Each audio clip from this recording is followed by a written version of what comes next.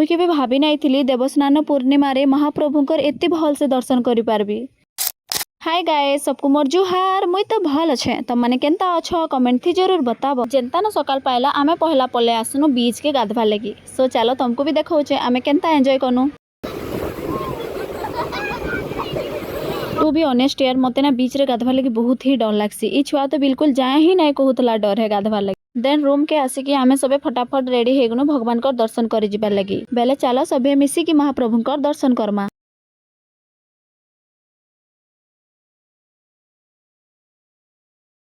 To be honest यार मुझे जितकी थर भी पूरी जाइए सब बेले भगवान को गुटे झलक देखिकी आसुली जेमती लगी कि सब बेले मोर मन दुख होता। एंड आज देख एतकी भीड़ थाई कि भी ना मुई भगवान को क्लीयरली देखीचे एतकी खुश लगुला मुई काना ही कहबी तुमको। एंड फाइनली भगवान को दर्शन करके आमे सबे बाहरी पड़नु स्टेशन के जीवार लगी। सो आज ब्लॉगटा इने ही सरला फिर मिलमा गुटे नुआ ब्लॉग संगे बाय बाय।